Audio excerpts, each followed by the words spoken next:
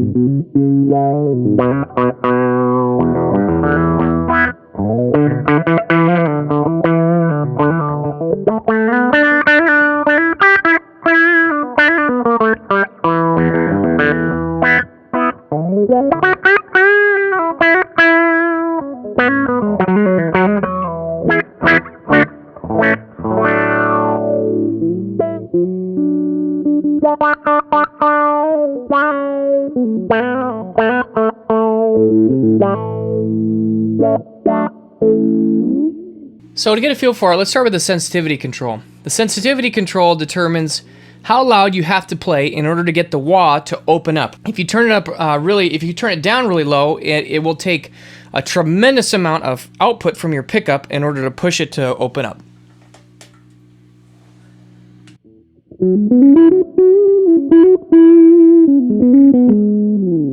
So in this setting, the low end frequencies are being boosted by the Autowah, but because the sensitivity is so low, it never actually opens up and allows that wow type sound to let the wah actually engage.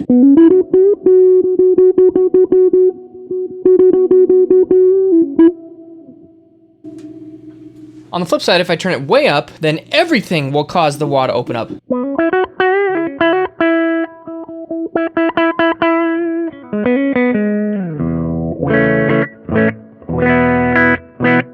I prefer to find the sweet spot in the middle.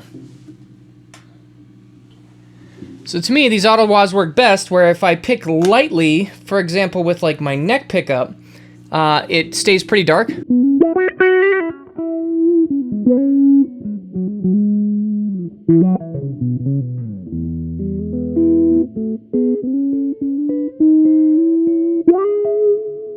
But if I dig in or maybe switch to the bridge pickup, it will really start to open up.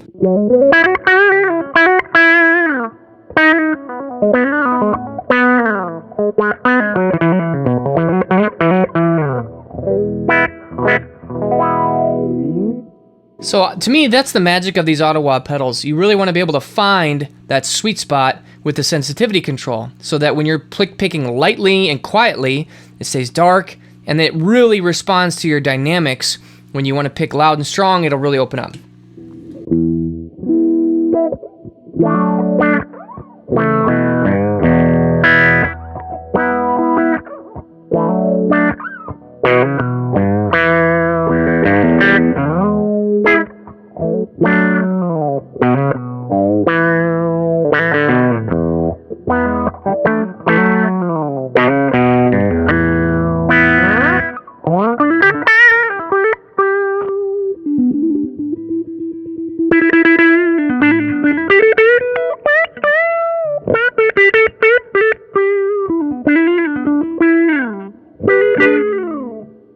Let's go to the Q control next.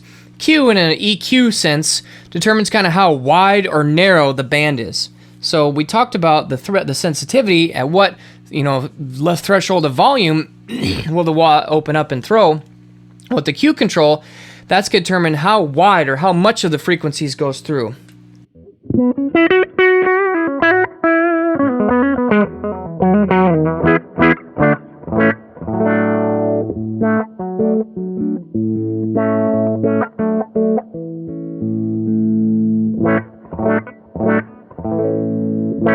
So with the Q control down, it makes it a little bit more subtle. There just isn't as wide or as much of a spike that's getting passed through. If we turn the Q control up,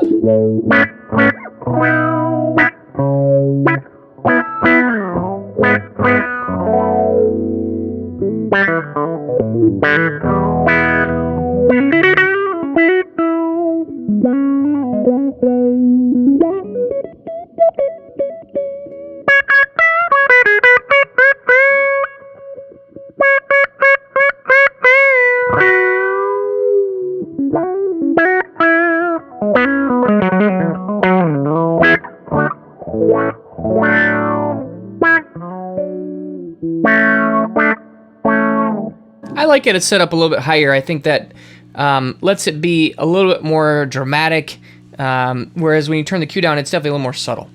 Let's move to the decay control.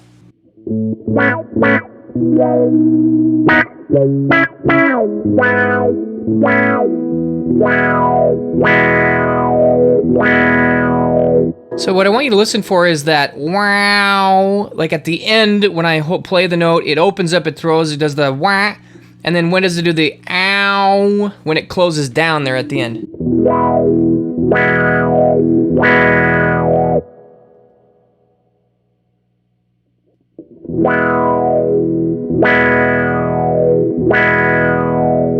So when I turn the decay control up, it holds open longer. If I turn it down, it does the ow at the end faster. I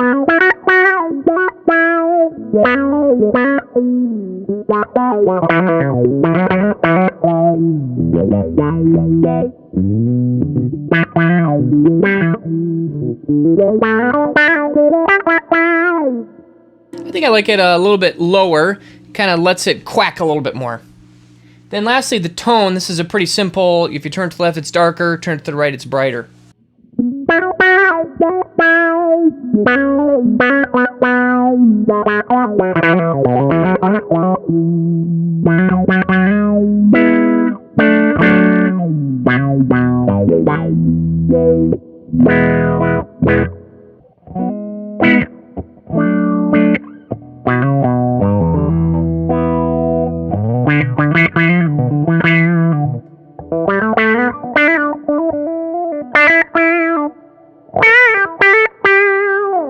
That feels pretty good, kind of in the middle. So I think these are the settings that I personally would gravitate towards. The Q up, the decay down, and the sensitivity set really based on feel.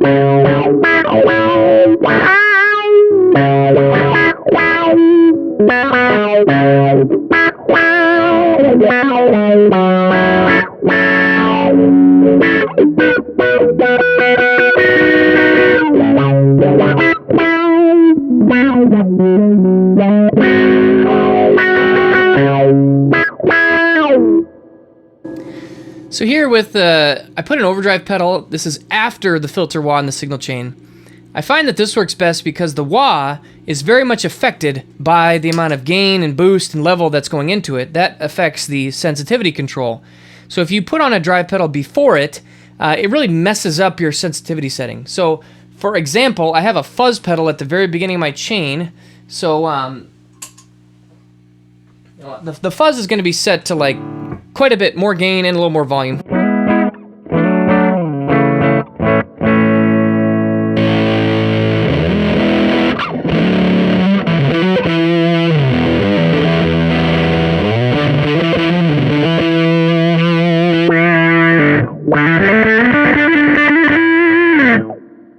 It doesn't work very well. Basically, it's just overpowering the Autowah. Everything is opening way up to the maximum. But if I turn on the drive afterwards, you still get the nuance of the sensitivity hitting the whole sweep of the Autowah.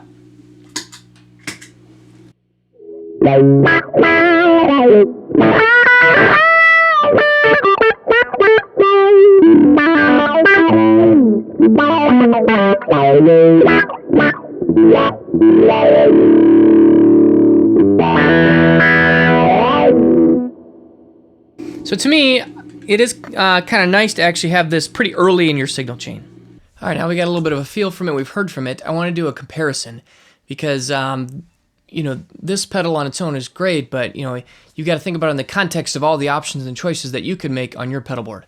So, for example, one approach that you might have is you'll have a certain set of your favorite drive pedals, but then you might be using like a multi-effects pedal to cover a range of things. For example, on my board, I've got a Zoom G3N. Kind of used it as a Swiss Army knife to cover different sounds for different gigs. It's got a tuner, it's got a looper, it's got a whole variety of multi-effects. And so I might have a song in a set list that would call for an Autowah, but it might not be a core effect that you're going to use with a whole lot of frequency. So why would you buy one dedicated pedal as opposed to comparing it to a multi-effects? So, just as a point of comparison, I wanted to play some clips playing with my Zoom G3N and compare it also to the Autowah and see how that sounds.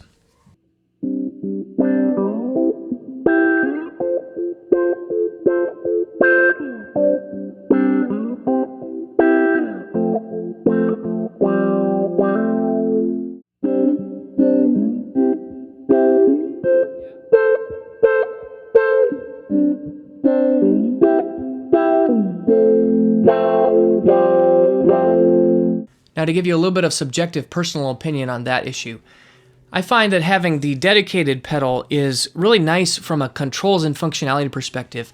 Having physical onboard controls is really nice. Also, given the miniature micro size of this pedal, you could fit it on just about any pedal board.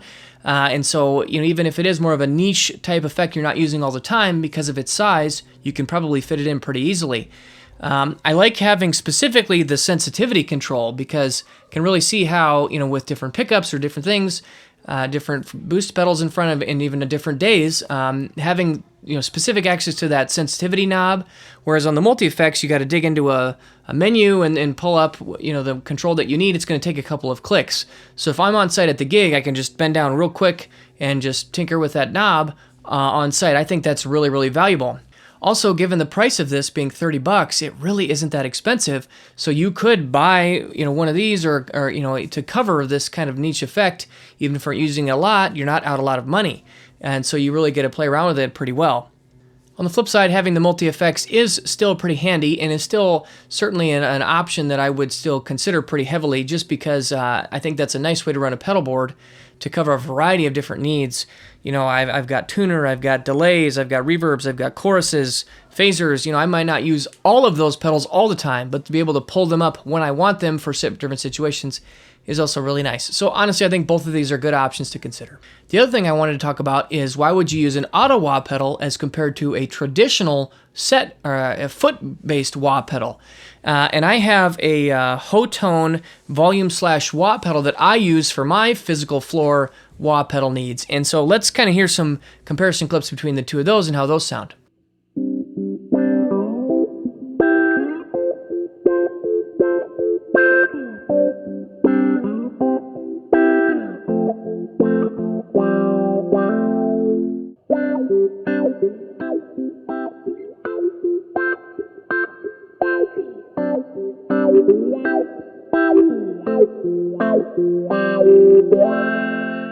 Now, my thoughts on that issue is I think that they are in the similar ballparks, but they are also different types of pedals to play around with. To me, the magic of the Autowah is really how it responds to your picking dynamics. You're kind of playing around with the effect really based on how you play. Whereas with the foot wah, you don't get that same sort of dynamic pick interaction, and it's much more about how you control to use it with your foot. Now, the wah pedal has some advantages that you can, do slow sweeps. You can leave it in one fixed position, toe down or toe up. Whereas with the Autowah, you always get that quacking effect based on your pick attack. So to me, actually, they both are different enough to kind of warrant their own place on your pedal board. And while they both produce a wah sound in practice and in function with how I would use them, I think there's enough distinction to actually use both.